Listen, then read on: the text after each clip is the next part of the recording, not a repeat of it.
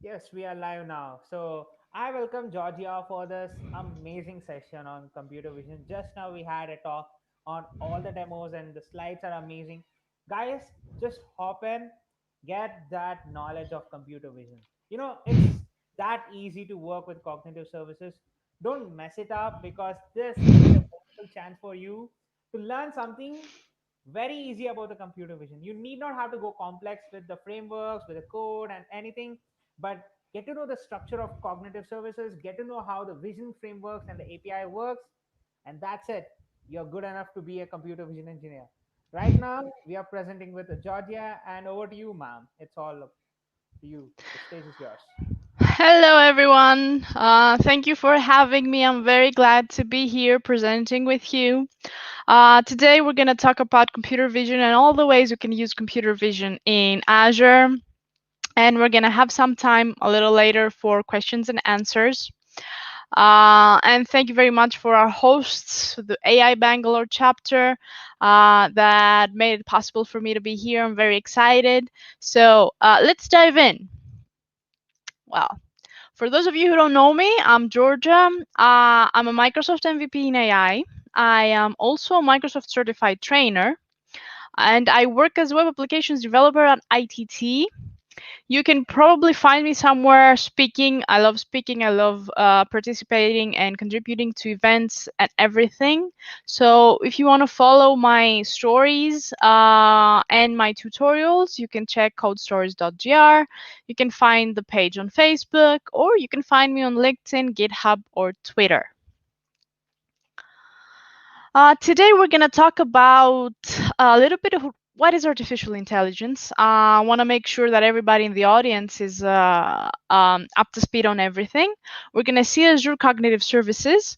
We're going to talk a little bit about computer vision, and more specifically, we're going to see a demo on custom vision and how we can utilize all of the Microsoft AI suite to work with AI with no prior knowledge of machine learning or anything else.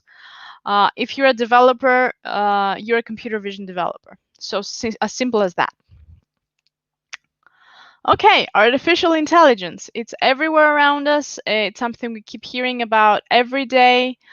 What is artificial intelligence? Well, in essence, artificial intelligence is any software that mimics human behavior. That means making decisions, learning to recognize abnormal events. It can interpret visual input, and that is what computer vision is about. It can understand written and spoken language, and it can engage in dialogues and conversations, understanding us and responding to us in the same way. So, artificial intelligence is pretty much any technique that we use for computers to mimic human behavior. A big part of artificial intelligence is machine learning. Machine learning is, well, a subset of AI techniques that use statistical methods to enable machines to improve with experiences. And deep learning is a part of machine learning, which uses multi layer neural networks to be able to learn and adapt by itself. So that's artificial intelligence in a nutshell. When we're talking about artificial intelligence, we're talking about machine learning. Machine learning is our predictive models that use statistical analysis. They're based on data and statistics to predict and make decisions and learn. Another common artificial intelligence workload is anomaly detection. Anomaly detections are systems that can detect unusual patterns or events that help us take action. One example of this are the bank systems that check whether your card has been used and blocks your card if they see suspicious activity. Computer vision, well, applications that can interpret visual input. When we're talking about visual input, we're talking about everything from cameras, images, streaming videos, anything that's an image, basically. That's computer vision. Of course, natural language processing, artificial intelligence applications that can interpret written language without, for me, to be required to use forms and text and type in a lot of things. We can have applications that can interpret speech and even respond with speech or written language. That all those applications fall under natural language processing. And of course, there's conversational AI, what we call AI agents or AI bots. They can engage in dialogues with human users, and in more cases than not, conversational AI uses a lot of all the above workloads. They use machine learning, they use anomaly detection, they use not computer vision usually, but they definitely use natural language processing. So here comes the Microsoft's AI suite. The Microsoft AI suite are cognitive services. Cognitive services is the artificial intelligence in Microsoft Azure. When we're talking about Azure, Azure is a platform that provides data storage, compute, and services in order for you to use to work with pretty much everything from virtual machines to APIs to IoT solutions and everything you can think of. The platform for AI in Microsoft Azure contains Azure Machine Learning. It's a platform that you can use to deploy machine learning models, to create, train, and deploy machine learning models. Cognitive Services is a suite of services for developers, and the Azure Bot Service is everything that has to do with bots, from development to publication or deployments. So when we're talking about Microsoft Cognitive Services, it's actually easier than it sounds. It's a set of ready-to-use APIs for every developer to use without having any machine learning expertise. All you need to do is have a basic understanding of Azure machine learning concepts. The rest are taken care of. The models of Microsoft Cognitive Services are pre-built for you. You're not building any models. You just go and use your own. There are a lot of categories for cognitive services APIs, from language to speech to machine learning, custom vision, search, and knowledge. There are a lot of features being added to them daily, and these categories keep expanding with time. So keep revisiting the cognitive services documentation to check whatever is new in this area. So what do you need to use the cognitive services? All you need is a REST endpoint that is provided to you by Azure, an authentication key.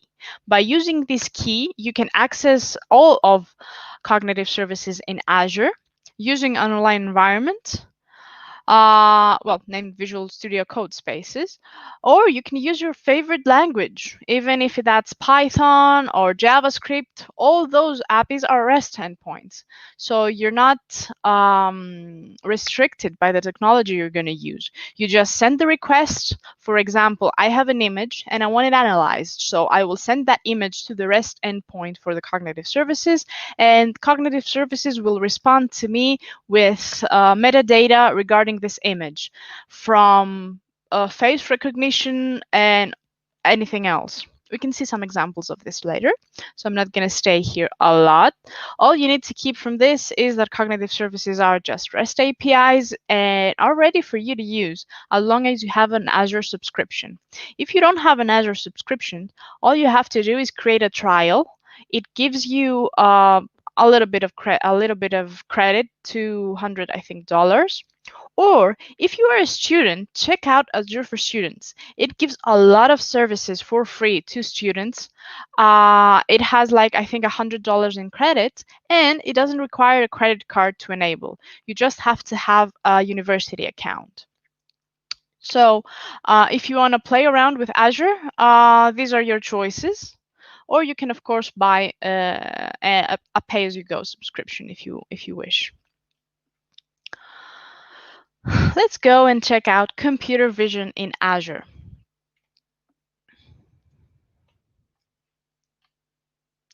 What is computer vision?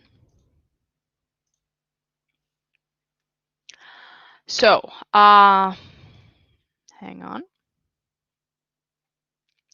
When we're talking about computer vision, oh, I'm sorry, my slide keeps going forwards.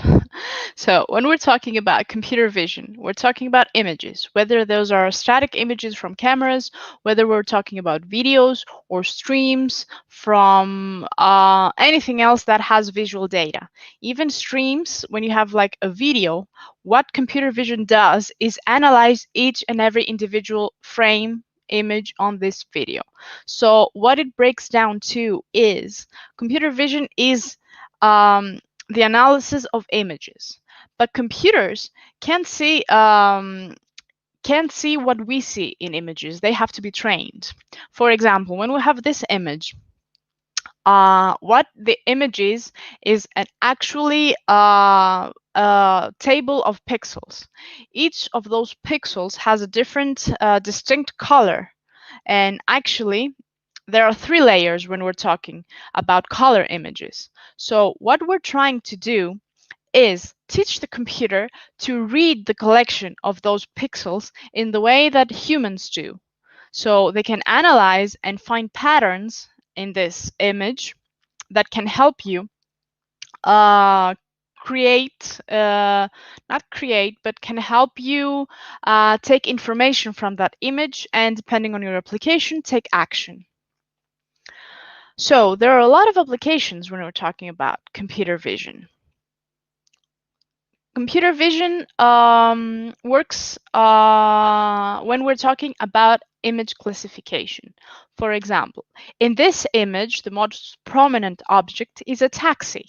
So when I give this to my computer vision algorithm, it should identify that we're looking at a taxi somewhere in the world. Okay. Object detection, another very common thing we use computer vision for is to detect the location of objects within a picture. And the way to do this is usually this rectangle. This rectangle is around the object we're trying to identify. And as you can see here, this particular algorithm can identify buses, cars, or cyclists, for example. Semantic segmentation is actually more specific um, uh, type of object detection, where in object detection we just have the coordinates of the item. For example, there's a rectangle around the bus, around the car, but in that rectangle there are other objects as well. For example, there's the street. In the above image could be a person. The cyclist is on the pavement. Semantic segmentation are the pixels for this object, but just the pixels that apply to this object alone. So we can see that the red pixels are buses, the blue are cars, the light blue are cyclists. Image analysis, when we have all those algorithms that can run in an image, we can do a complete image analysis, and we can identify, for example, that this street shows a person with a dog on a street. Okay. Face detection and recognition, that's the most common use of computer vision. We can see people, we can recognize people or identify which people are. The police uses it to identify people sometimes. We've all played around with a face detection algorithm that shows our age, I think. So that's another application of computer vision. And last but not least is the optical character recognition, where we're talking about reading letters from images, whether those letters are, as you can see here, typed letters or handwritten letters. So what do we get when we use the computer vision service in Azure? The pre-trained model of computer vision, it has object detection for more than 10,000 predefined classes. For anyone who doesn't know, when we say classes, classes are identified as person, jeans, park, all the objects that the computer vision algorithm can identify. It also does image description and tag generation. So it gives you a caption. For example, on the image on the right, we can see a group of people walking on a sidewalk. Face detection and analysis. It can also detect faces and return the age and a little bit of information. You can see the rectangle on the face and the age of the person the algorithm has identified. It can do content moderation, which is awesome if you think about it. I know most people don't really care about content.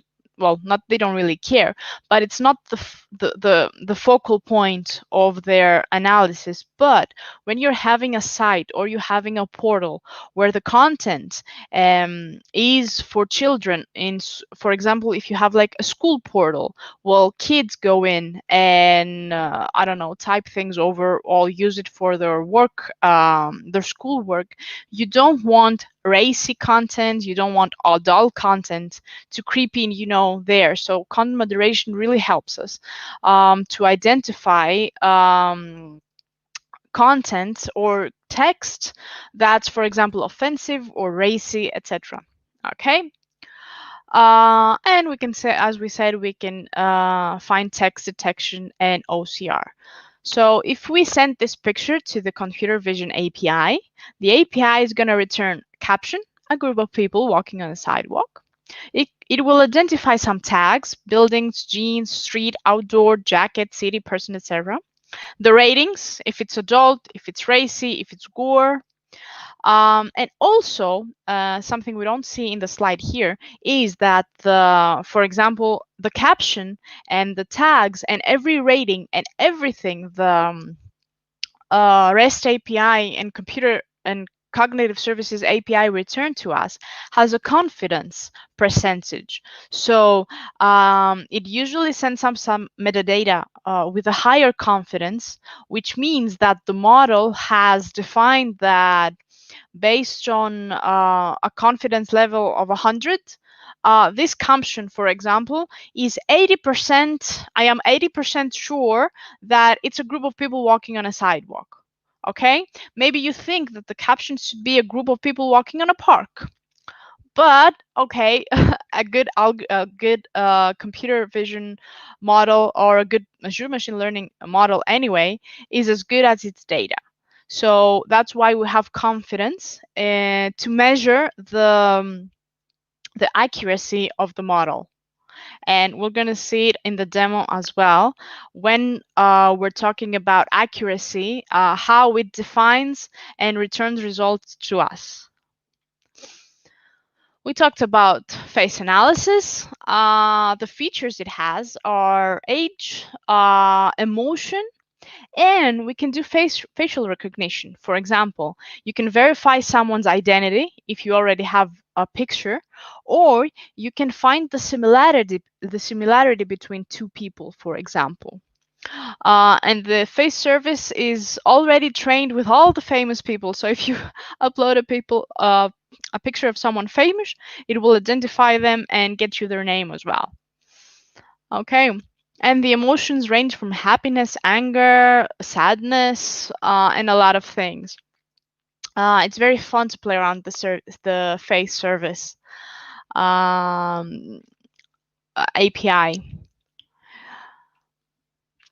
When we're talking about text, you can read text with the computer vision service. The API can detect the location of text, whether it's printed or handwritten, and you have options for quick extraction from images, etc. And my favorite text analysis service is the form recognizer. It extracts information from scanned forms, but instead of taking, all of the information, and just throw a jumble of words at you that you have to, make sense of. You can train a custom model using your own forms. So when it scans, for example, this receipt, where it says, the date, it will return to you like an object that says date is this, time is this, quantity is this, item is apple, price is this, because it doesn't only identify the text, but it also creates yeah, key value pair. So you can, for example, scan a lot of receipts or scan documents that you have in archives and digitize, and digitize a lot of paper forms into a database very fast instead of trying to make sense of a jumble of words that were just scanned from an OCR tool. It's really fun to play with. So if you have a little time, actually, you can do this with all the cognitive services. If you go to the cognitive services portals, there's a try it link you can use. So you can actually, upload images and demo all of the cognitive services provided, except some that have a little bit of limitations. But you can definitely play around and see how they work real time. One of the more recent computer vision features is the spatial analysis. This came out this year, and the spatial analysis service, what it does, it helps understand people's movements and presence within a given area. This is actually very helpful because it can extract insights from the videos. Now, during the pandemic, it was a very useful service to come out because, for example, you can create an area within the video or within the image, and the service can let you know how many people are in this area. So, for example, if there's a limit on the people allowed in the supermarket, you don't have to always count. You can have an automated system that does this for you. The events this service generates can be used by a lot of other systems. So you can count the number of people entering a space, compliance, if people are wearing a face mask, you can measure the distance between people. So it's a very, very useful service to work with when you have spatial data. For example, if you have a parking space, there was a client of mine a little while ago. They had a parking and they wanted an automated system to show whether parking spaces were occupied or not, and the number of them, and a little bit of information on that. So you would have to use a lot of different algorithms and a lot of different cognitive services to achieve this. But now with spatial analysis, it's just one service, and it does most of the work for you. So it's a cool service. It's a little more difficult to demo. It needs some you need to, pull up some VMs or a Docker container to work with it. But it's still something I'm going to definitely work on in the future. But what happens with all the pre-trained models, all the ready-made services, everything that's ready for you does not work for you? There are a lot of applications, a lot of developers, and a lot of industries that cannot be cannot we cannot use all the pre-trained models we have. They need something custom, they need something for their needs. So that's where custom vision service and custom cognitive services comes. We've already seen that you can train your custom model in form recognizer. You can train your custom model when we're talking about language understanding, and you can train your custom vision service as well. So you can create a custom computer vision in minutes. It has its own portal. The service has its own portal you work with. You still don't need any programming expertise, and I'm going to explain what I mean by this when we go forward in the demo. That you only need to, even by using a custom vision service and creating your custom model, all you need to do is have a basic of understanding of high level Azure machine learning concepts. So you can upload your images, you can train your model, and you can evaluate this model. When you're done, you can use your REST API from anywhere, from any language, any programming language you use, from the cloud, from Edge, from, well, pretty much anywhere you wish. So, when we're using the custom vision service, we're talking about two algorithms because the portal has a user interface that does this for us. Of course, there's a REST API you can use to train your custom vision service, but you don't have to.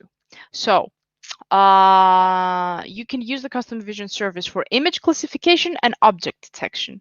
And you can export this model to use with other technologies as well. For example, machinelearning.net, I think you can export a model in generic formats to use with other technologies, for example, TensorFlow or anything else. So it's a user, and you can export your models to be mobile for Xamarin or mobile apps, which is very, very useful if you're just starting out and you don't have machine learning expertise yet. So, without further ado, let's go show the portal and work with Azure Machine Learning. Give me a second to pull up the portal.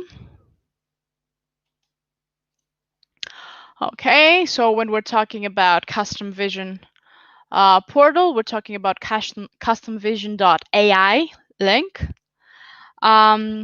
As it works with, okay, this is the Azure Portal. As with all cognitive services and everything that's Azure based, you need to have a key. For example, a cognitive key. I have one ready here. I'm going to show it to you. For the billing, it's used to make sure you have access and the use of services is billed. So the keys and endpoint you use, you always have two keys. The endpoint is the region of the service. There are a lot of regions available in Azure, and this is the endpoint you hit to send the information. Every different API has different information they need. So it's not one object for every API. You have to know what information and what calls to make here. Thankfully, the documentation is very extensive and it's updated constantly, so you don't have to worry. But even if that stresses you, there are a lot of quick starts. So when you have an Azure Cognitive Key, you can actually get started with all these services, well, with ready projects. So if you want to start with, let's say, form recognizer, it takes you to the docs, so you can see. And as I said, the documentation is expensive, and there are a lot of quick starts and code in GitHub. So you'll definitely have a lot of help getting started. Creating a key is very easy. All you have to do is go here, find the service you want to enable, create either a cognitive services key like I have here, which supports more than one cognitive services, or you can find the service you want, for example, computer vision, and create a key for that service only. There's no better or worse way to do it. It's just how you want to handle your billing. The billing is also self-explanatory here. It usually goes with how many calls you use for a specific service. Let me just create. Let me see if I can see it from here. Okay, so here you have the pricing tier. Let's give it a minute for it to load the pricing. So we have the S0. It's usually based on the calls. So 1K of calls, 1,000 calls is about 84 cents of the euro. Well, that can vary for different services and for different types of data. So but it's fairly depending on the workload, depends on what your application does. for you to decide if it's cheap or expensive. Okay, so as soon as we have created our keys, we have our Azure subscription here, we can go to this portal and create our projects.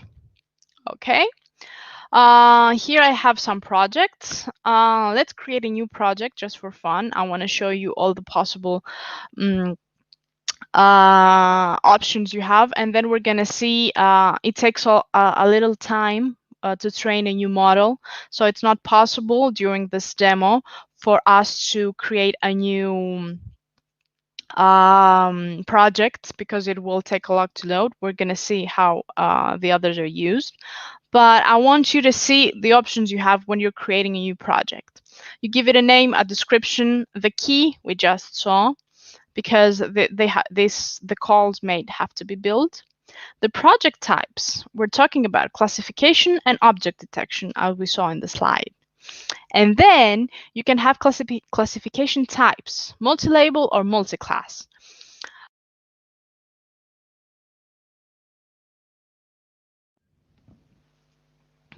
Can you hear me? Yes, we can hear you. Okay, thank you. Sorry, I lost connection with the microphone. Um, so you can have multiple tags per image. Every image is labeled. That's how we train the model. And we're going to see what tags are. So when we're talking about classification, you can have either multiple tags or single tag. And in object detection, we don't have tags at all. When we're using classification, for those of you who don't know, is the process of um, categorizing images. So if I have an image of an apple and an image of an orange, I have two groups. The algorithm has to classify which image goes to which group. So the orange will go to the orange group and the apple will go to the apple group. Okay. And object detection, as we said, detects objects. As we can see here, are domains: general, food, landmarks, retail. What this does is it helps you create a model that's under those domains to help you identify things better. For my purpose, for the demo, I have created a general, although I could have used food. You'll see why. And you can see those models that say compact. Those are lightweight models that can be exported, as I said, to be mobile for iOS, Android, and other platforms. So if you want to create a model that can be exported, you will have to use one of the compact domains. Once you're satisfied and you put in your project and you put in your description, you can create your project. As soon as you do, um, it's going to create a classification project. Let's open this app. Or if you have created, oh no, I didn't open the correct project, I guess. Then this one. Okay. Yep, this is my project. So as you can see, you have a portal that helps you start creating your model. So in this project, the brands project, what I am trying to do is create a model that distinguishes from different types of sneakers. So I have uploaded a lot of images from one brand and a lot of images from another brand. How I do this, I just click on this button and go add images. I find, for example, sorry, Computer Vision. I can find, for example, this. One image will be added. I can add some tags. So the tags I have are the brand I want to recognize. So this is a Nike sneaker. I will choose Nike, for example. And then you upload that file. If you do it for a lot of files, for example, here I have 50, as you can see. So here are all the Adidas sneakers. Here are all the Nike sneakers. I'm hoping that my model will start to learn to recognize the brand in the shoe and get me correct or wrong answers. So that's how I train my model. Here on the left, I have some information. I can see which images are tagged or untagged. For example, I could have uploaded a lot of images and I'm not sure which one I have tagged or not. So I can use the filter to find the untagged images. Okay. And the iteration. The iteration is the version of my model because, okay, I've created a model and it works. But in the future, I want to add more sneakers, or add more data. I don't have to mess up my existing model. I just create a new iteration and upload more shoes for testing. That way, the initial model, it's still intact while I play around and work. I don't know how many of you have experience with machine learning progress, but you usually create a model, you train it, and you deploy it. And after the deployment, you evaluate this model to see if the results are correct. More often than not, usually the results are not what you want them to be. So you go back from the beginning, you change the data, you retrain it, and you redeploy it, and you reevaluate. So messing up an existing model that works fine, it's a big pain. So we usually avoid it. So you can have iterations. When we're talking about models, I have uploaded my images. I will click train. And this does, it starts training a model based on the data I have provided, the images. While this is training, I can check the performance, precision, recall, and a measure, AP. So precision is the how likely my model it is to be right. For example, if I put an Adidas brand sneaker, this is the percentage the model says that the prediction is usually correct. The recall is the opposite. Which of the which of the tags that were predicted correctly did your model find? Well, this is the best case scenario, and it never happens. I don't know how this happened here, to be honest. Maybe I didn't try to trick it with a lot of tasting data. And the AP is a measure of how good the model performance is. So you can see a lot of percentages, the performance per tag. Here, I could have like 1,000 categories. Like I could have a lot of brands of shoes. It doesn't have to be just sneakers, or doesn't have to be just two. You can pretty much use your imagination to um, create your own model. What you need to remember is that classification is the process of grouping data into groups, identifying images and fit them into groups. And here, when we go to the prediction tab, we can view the endpoint it has creating or do a quick test. To test it, you should have trained it. I'm not going to push it because I don't know if I've made any changes. And it takes, for this model and 50 images, it can take up to 15 minutes or a little more. So I'm not risking it right now. But you can go and quick test. So you either give it an image URL or you browse local files. Let me browse a local file. And we see that it has recognized Nike. Let's see the results here.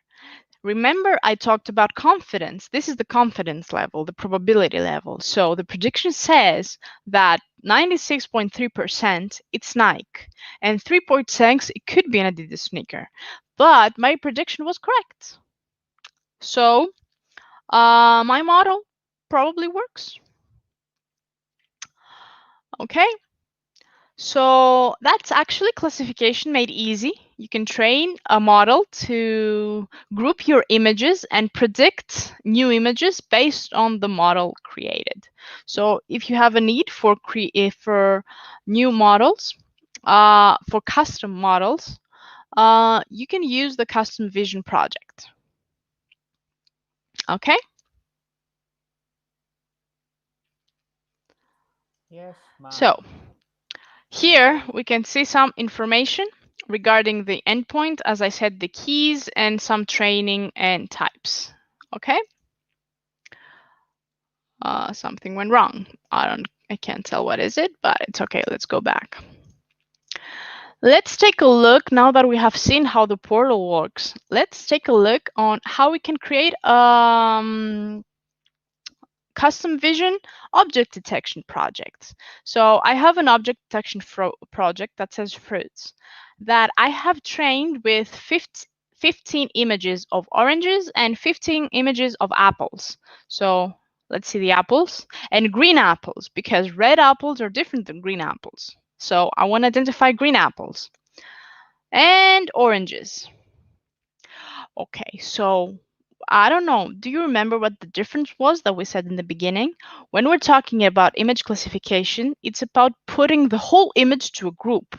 When we're talking about object detection, it's finding the object within the image. So in this image, for example, I want to recognize oranges. So what I do when I train it is go and put a rectangle around my object and tag it and say, this is an orange.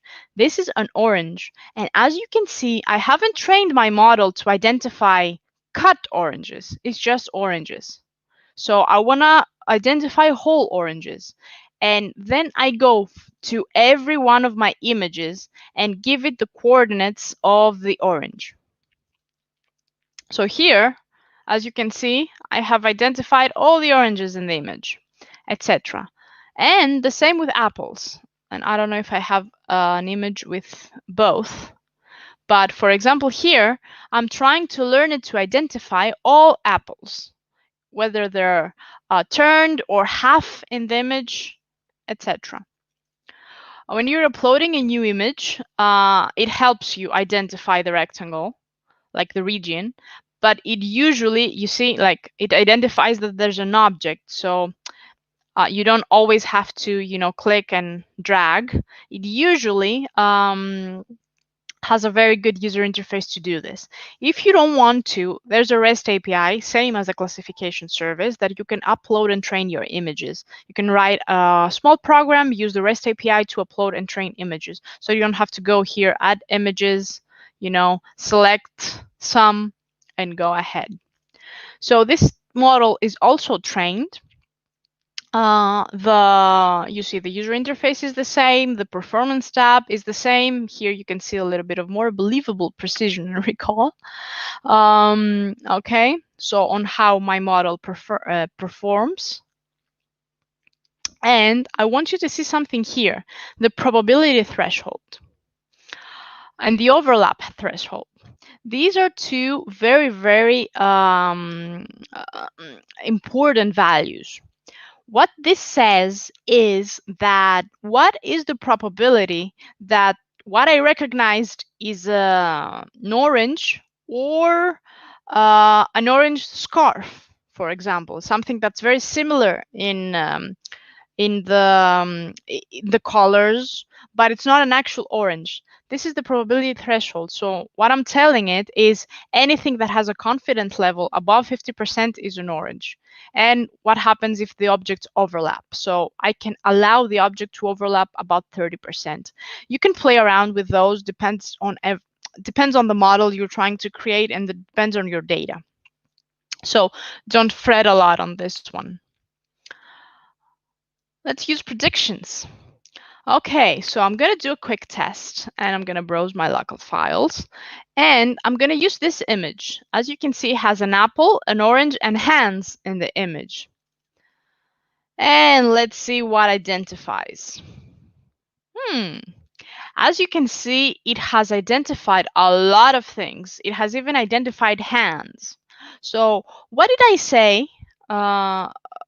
The predicted object threshold. So only show objects if the probability is above the threshold.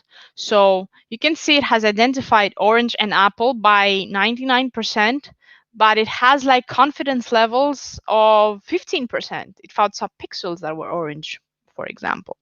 So what we do here to make our model more accurate is move up the threshold value. So now the predictions are deteriorating because I want you to predict things that are above 90%. Let's go 90. So the more we go towards the bigger threshold value we put, the more restrictive our algorithms become. And the more restrictive it becomes, it tries to have a better accuracy. So everything that resembles an orange is not an orange, but it only gives us confidence above, it only gives us values when we're talking about above 80% or 70%. If we really don't care and we just want, something that looks like an orange, we can move the threshold value below and get more data, more recognized objects. Again, this depends on the model and the object we're training and how many similarities it has, how many images we have trained it with, because bad data equals bad model. Everything comes down to the data, and more data does not equal better model. um, the thing you need to keep in mind are that the biggest the variety of the data. So if I have all kinds of oranges, whole oranges, half oranges, squashed oranges, oranges that have fallen down, that have destroyed or have I don't know, black spots, whatever. The more variety you have on the images you give your model, the more options you will have. Okay. Okay, so by using the threshold value, you can evaluate your predictions, and as we can see, it detected the orange and the apple in the image. So we saw a little bit on the theory of cognitive services. We got a glimpse of the Azure Portal, and we saw the custom vision portal in action. So we're gonna go straight to the Q&A. I don't know if there are questions on the stream. Yeah, there were some questions which popped out in my inbox actually. Like, yeah, like I share all my inboxes to all the people. Like, yeah, they one person asked like, is there a way in which where we can get the pricing model for every training, or else is it like we are going to just be priced based on the calls? That's what he's asking about. Yeah, well, every service in Azure, I don't want to, generalize it. Every service in Azure has its own pricing model. They usually don't change, but you can see like 5 cognitive services having a call-based pricing, and then you can see one that has like storage. Depends on the service, but most cognitive services give you pricing based on how many calls you do per minute, per second, per day, or something like that. Yeah, and also the other question is very simple. Like, can we integrate other models also together in with respect to the cognitive service key also? What do you mean? In terms of scaling, that's what he's asking about. Yes, yes, you can scale cognitive services. For example, most services have like a free tier where you have like, I don't know, 15, I don't know, 100 calls free, and then if it's 1,000, if it's 1,000,000, you have a different pricing. You don't need to scale it because the service is the service. You can hit it a lot, but definitely you can do a lot of things on it. Okay, okay, one person has told thank you, ma'am, for this amazing session, because Thank you. he was learning through Python. He was learning through Python, and he literally got frustrated because of the lot of frameworks. I think he's going to use cognitive services. But the only thing is Yeah. you have to put your credit card in that way.